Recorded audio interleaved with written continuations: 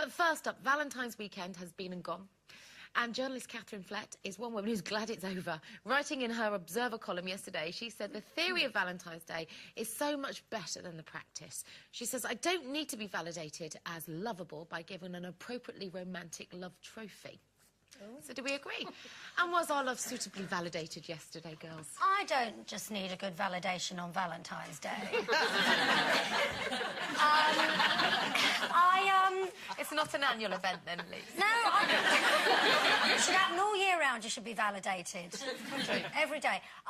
We don't do Valentine's Day. We just haven't done it. We've been together 14 years and we've never really done it. No, I mean, I did, although I did. On Sunday morning, I got up and I made Paul breakfast and I took it up to him in bed.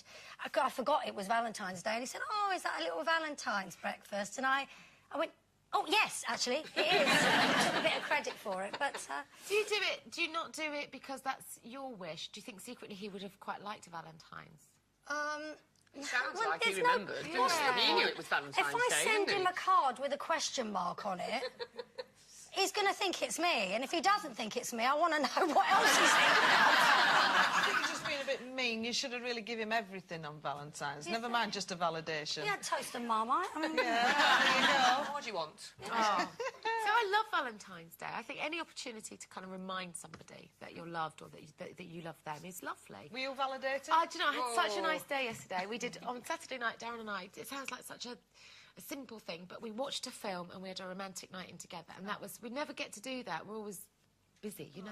So that was lovely, and then yesterday we woke up and we all had breakfast in bed, me, Darren and Ben, and we played tennis with Ben. Hello. Him under the covers. We swapped cards. That was beautiful. And then we went out for a big walk and we stopped off for lunch at our local little Italian neighbourhood restaurant. Lovely place. Chocolates, flowers, anything like got back from the restaurant, 12 red roses arrived. How good is that? My boy did good this year. And then last night we went out with 12 of our best mates and we had a really good night. We ended up in London with sparklers on the street singing You Got the Love about midnight. It was lovely. Well, I didn't do bad, I have to say. I got a very nice little card from my Peter, my gorgeous Peter. I think he got it from the local garage, but anything I can get, I'm happy with. And I knew it was from him, even though he put, "Ooh, happy Valentine's, guess who?" Because, you know, he's a doctor, my husband. Totally illegible writing. I thought, it's not going to be from anybody else, isn't that? But we had a lovely day, actually. In fact, the best bit was we went to the whatsonstage.com awards, and I didn't win, but I didn't care, because guess who did? Linda, our Linda Bellingham. Did she? Won for Calendar Girls. So a little clap for Linda. And what about you, Jane? Because you're in a long-distance frustration at the moment. Frustration, never mind validation. Frustration is the word of my game at the minute. Yeah, I'm not bothered. If he's not here, then that's fine. You know, I'll be very, very, very validated in about the validation is gonna take place in about 2 or 3 weeks. Get your card stamped. I'm certainly gonna. It's gonna be like that all the time. Absolutely. Yeah. You'll be sealing that envelope, Jane. I certainly will. Hey. 2 weeks. Not that she's counting. That's 14 sleeps. OK, now making headlines today is one couple who've had a particularly wonderful Valentine's Day. The husband and wife from Cirencester in Gloucestershire, who have won the biggest lottery prize ever in Britain to the tune of a staggering £56.5 million. Wow. The pair who won the money in Friday night's Euro Millions draw are now the 980th richest people in Great Britain. But what would winning such a large amount of money do for us? Would it be the ruin of us, do you think? Oh, ruin? It'd be fantastic. Absolutely brilliant. Who would not want to win £56 million? I think it'd be great. I can think of 56 million things I'd do with it. I mean, I suppose I'd keep a bit for myself, but, I mean, you'd just have such a lot of fun giving it away, wouldn't you? And doing wonderful things with it. I mean, I'd open a singing school. I'd open a climbing school so I could give my nephews, Ben and Tim, a job because they love climbing. They can't get any work.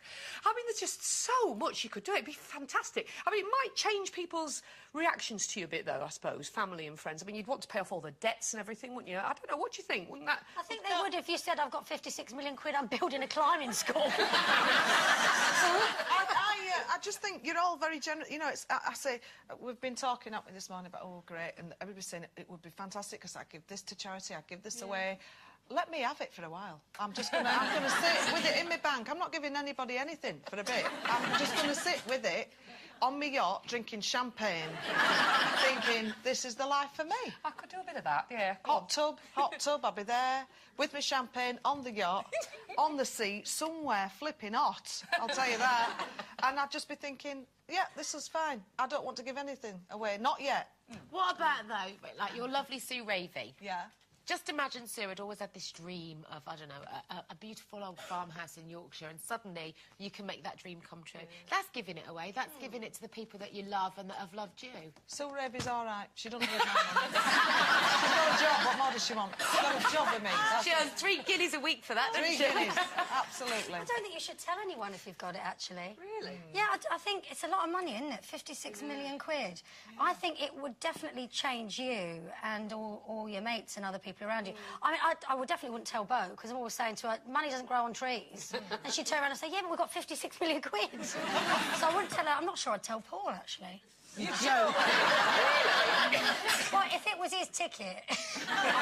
Actually, no, I probably wouldn't then. So it was mine. But wouldn't you adjust your lifestyle? Wouldn't you buy the bigger house and the fabulous holidays and do all of those things? You could have a chef, love, couldn't you? Yeah, well, I've got a chef. Paul's a chef. Oh, there you go. He can cook. I think I'm happy with what I've got. I think 56 million quid. I think if people know you've got that sort of money, for example, if you gave someone, like, £1 million, they'd be like, she's got 56 million, she's only given me £1 million. I tell you what, I mean? there is food for thought on this. You know, how many wealthy people do you know about or read about that are miserable as sin? Yeah. Because the one thing it can't buy you is love. Yeah, that's true. And I know a lot of single, lonely, rich people. It would be lovely. It would be lovely, though, to pay your mortgage off and not think about paying gas bill, wouldn't it? Just for a change. It'd be lovely, that. Yeah. It's also hard, if you're talking about going on a yacht and things like that, you wouldn't know what to do on a yacht, would you? I would. Throw up. I know what to do on a yacht. You've got to know what to do when you're mixing in those things. You You've got to drink know how to... champagne and sit in a flipping tub, that's what you do. She's got a sea leg on already. I have. OK, time for our first break, but fear not.